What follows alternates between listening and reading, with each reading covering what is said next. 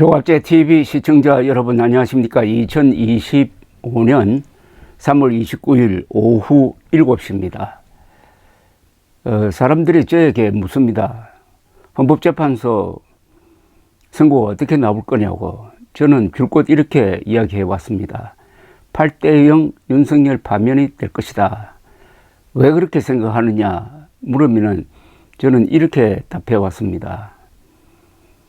윤석열 대통령 파면이 아닌 윤석열 대통령 직무 복귀를 의미하는 기각 결정문을 쓰는 것은 불가능할 것이다.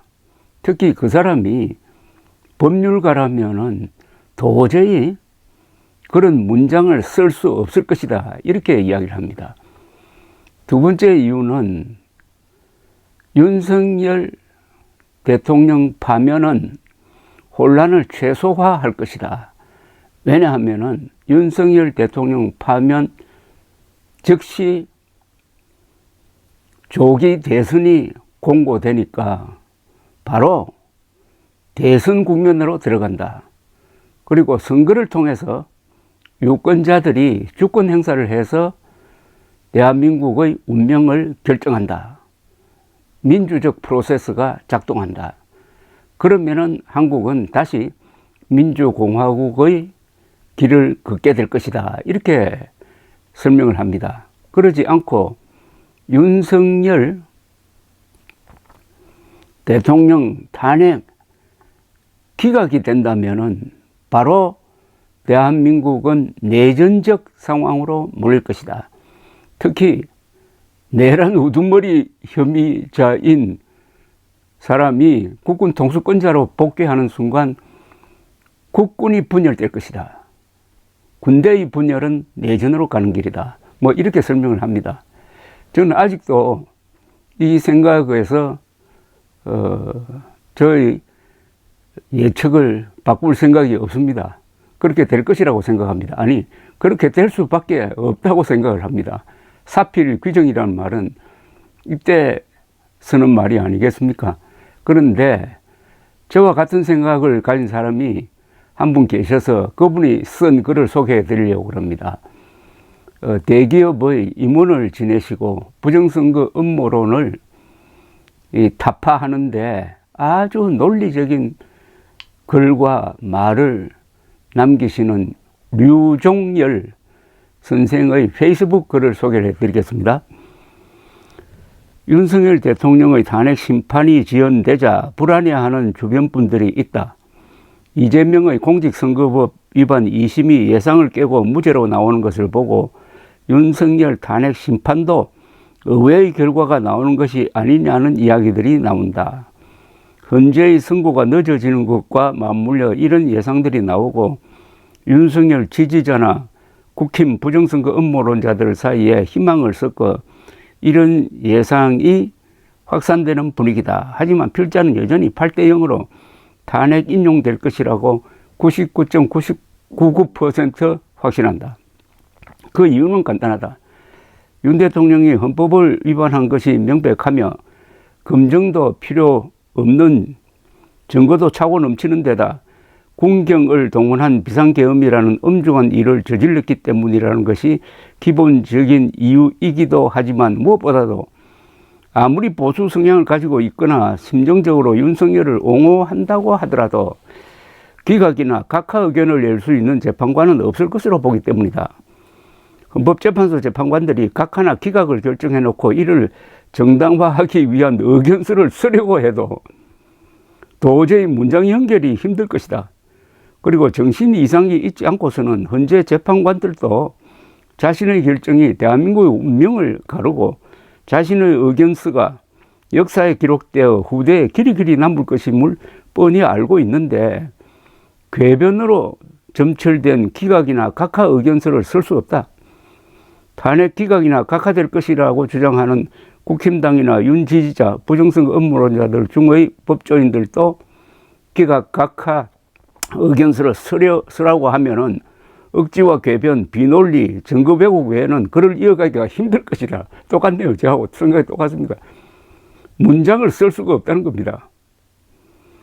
만약 헌재가 각하나 기각 결정을 하면 어떤 일이 일어날까? 앞으로 실패한 쿠데타도 책임을 물을 수가 없어서 권력자들은 이제 쉽게 비상계엄 카드를 남발하게 될 것이다.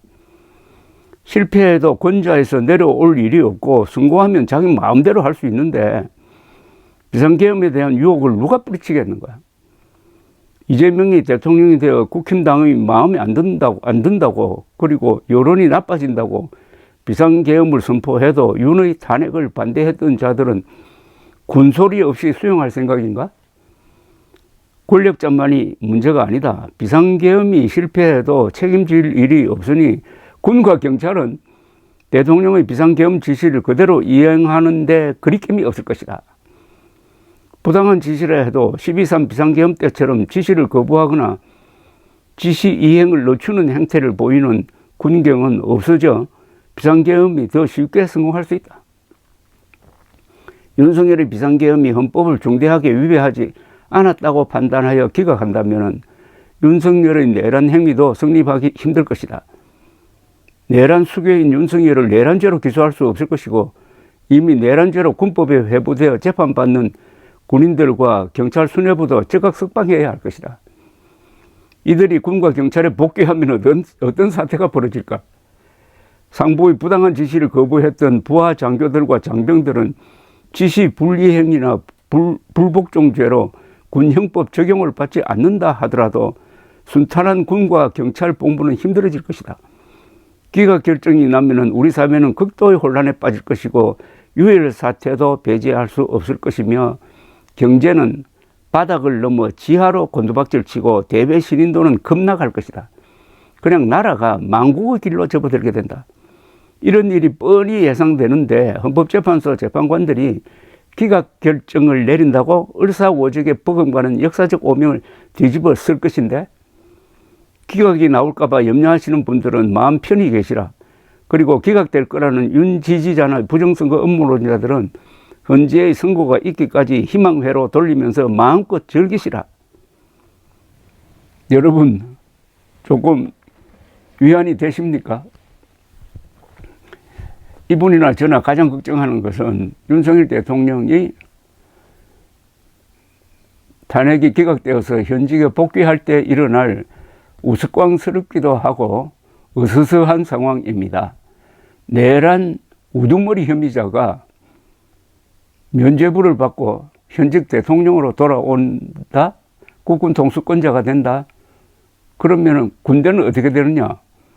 군대는 내란 혐의자를 체포해야 할 입장에 있는데 체포 대상이 국군 통수권자가 되어가지고 60만 군을 지휘한다.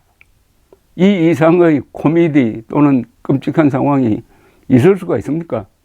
그러면 군대는 분열되는 거고 군대가 분열되면은 그것은 바로 내전입니다.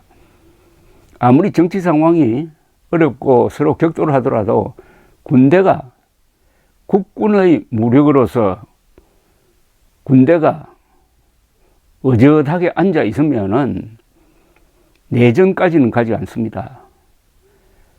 국군이 분열되는 순간 어떻게 되느냐 하면은 시리아가 잘 보여주고 있습니다. 2011년 아랍의 봄 때 시리아 군대가 분열되어 가지고 반군과 진압군으로 갈라져서 13년 동안 내전을 벌여 가지고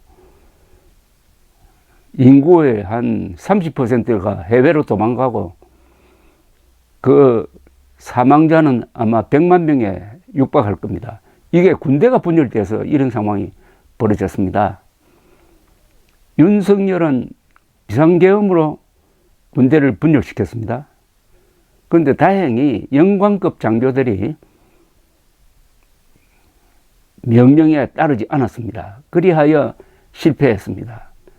그 사람들이 대한민국을 구한 사람들입니다. 그런데 그 윤석열 대통령이 내란 우두머리 혐의자가 다시 국군 통수권자로 돌아오면은 정의로운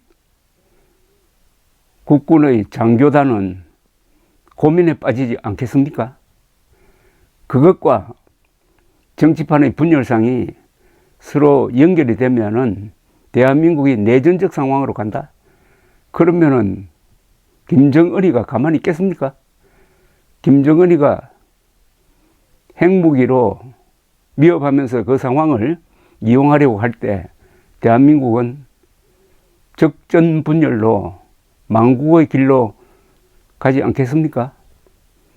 헌법재판소 재판관 중에 한 3명 정도가 윤석열, 이런 위험 인물인 윤석열을 현직에 복귀하는 그런 결정문을 과연 쓸 수 있느냐 하는 근본적 의문을 던지고 있는 것입니다. 저는 지금도 헌법재판소가 미치지 않았다면은, 그것도 집단적으로 미치지 않았다면은 8대 0으로 윤석열 파면을 선고할 것으로 기대합니다. 감사합니다.